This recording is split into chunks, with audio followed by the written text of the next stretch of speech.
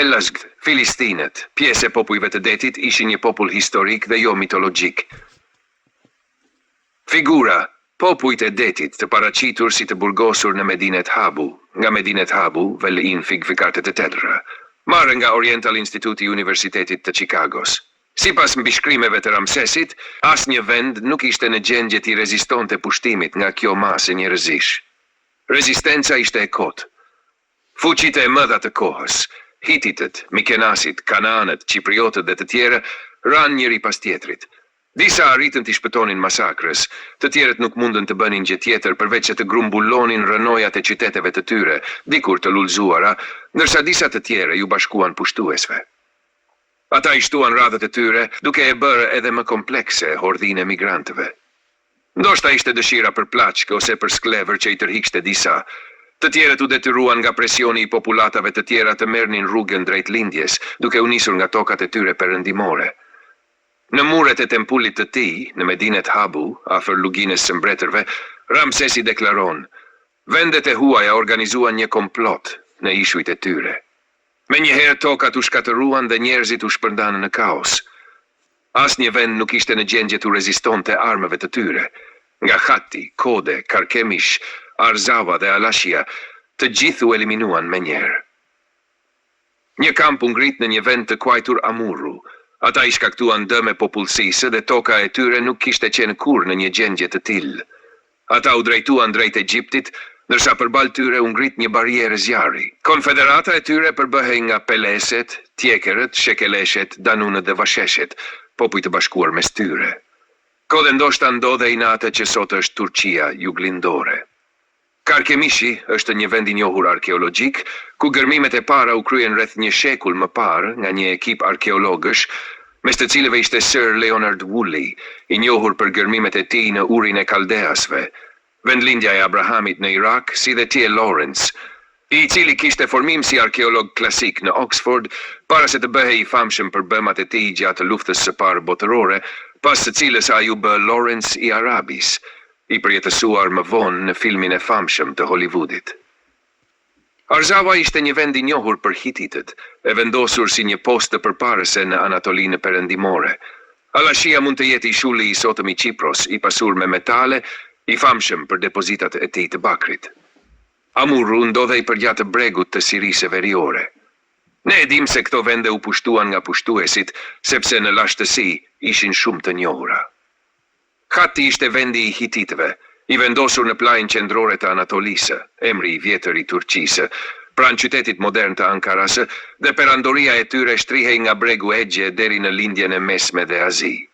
Komploti në ishujt e tyre, veçanërisht Shardana, të cilët në mbishkrimet e Ramsesit kuhen njerëz të detit.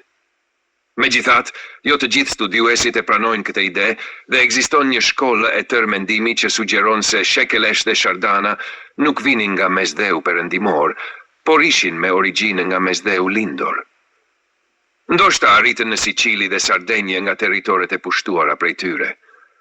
Ata nuk kanë lënë mbishkrimet e tyre dhe nga pikëpamja tekstuale, njihen pothuajse ekskluzivisht nga mbishkrimet egjiptiane.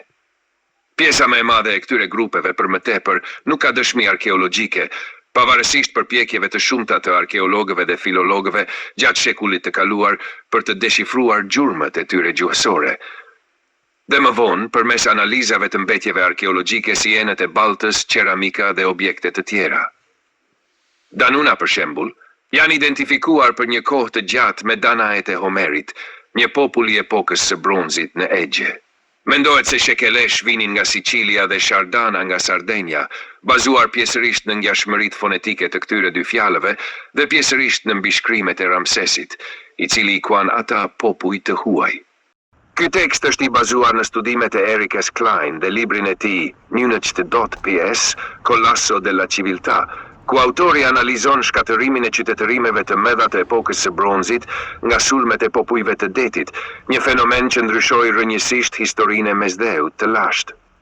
Në këtë libër, Klein eksploron rënien e perandorive të fuqishme, si Hititët, Mikenasit, Egjipti i ri dhe qytetërimet e tjera të rëndësishme të epokës së bronzit, duke i atribuar këtë kolaps pushtimeve, fatkeqësive natyrore dhe ndryshimeve klimatike. Në këtë kontekst, Pelazgët, Filistinët, si pjesë e popujve të detit, luajtën një rol thelbësor në këto ngjarje, duke pasur ndikim të madh në zhvillimin e mëvonshëm të qytetërimeve mesdhetare. Referenca bibliografike: Klein, Eric H. 2012. The year civilization collapsed. Princeton University Press. Përfundime. Krahas popujve të tjerë që pa më lartë, Pelazgëlstinët nuk janë vetëm një popull mitologjik, siç përpiqen të na mbushin mendjen disa historianë dhe gjuhëtarë shqiptar, por ishin një popull historik I evidentuar për herë të parë para luftës së Trojës. Ata bashkë me popujt të tjerë, me synë Egjiptin dhe veprimet e tyre luftarake dhe ngjarjet u fiksuan në monumentin egjiptian Medinet Habu nga Ramsesi II. Ramsesi II, I njohur edhe si Ramsesi I Madh, ka jetuar dhe ka sunduar gjatë shekullit të ITP-s. Ai ishte faraoni I dinastisë së Mnemantasët të Egjiptit të lashtë dhe mbretëroi për rreth 700 vjet, nga 1170 deri në 1200. Lindi rreth 13 dhe vdik rreth 1130, duke qenë një nga faraonët më jetë gjatë dhe më të fuqishëm të Egjiptit. Gjatë sundimit të tij, ndërtoi shumë tempuj dhe monumente, duke përfshirë tempullin e Abu Simbel dhe Ramesiumin. Ai është I njohur gjithashtu për betejën e Kadeshit kundër hititëve, një nga betejat më të dokumentuara të kohës së tij. Pra, ishin një popull bashkohës me hititët, të cilët e kishin kryeqendrën e tyre në Hattusa, në Azinë e Vogël, dhe ishin një perandori e madhe, por as ata nuk mundën t'i bënin ballë mësymjes së popujve të detit, përfshirë Pelazgët. Është e papranueshme të thuhet se Pelazgët janë një popull mitologjik. Ata janë mitologjik vetëm sepse janë shumë të lashtë, në një kohë kur shkrimi ende nuk përdorej në mënyrë të organizuar, por janë edhe historik, të evidentuar në dokumente egjiptiane. Ata janë përmendur nga Homeri në Iliadë, si dhe në Biblën hebraike. Ata kishin dalë nga Kreta, dhe tash më dihet se qytetërimi minoik ishte qytetërim pelazgjik, por ka shumë gjasa që edhe qytetërimi Mikenas të ketë qenë pelazgjik. Kjo teori mbështetet nga shumë studiues alternativë, por nuk pranohet nga studiuesit zyrtar. Qytetërimi I Kretës ishte ai që zhvilloi shkrimin linear A, dhe më pas vazhdoi me linear B, që padrejtësisht nga studiuesit zyrtarë I është atribuar greqishtes së lashtë Mikene, për të shtyrë më thellë në kohë ekzistencën e gjuhës helene, por në realitet, kjo nuk ka asnjë bazë të fortë shkencore.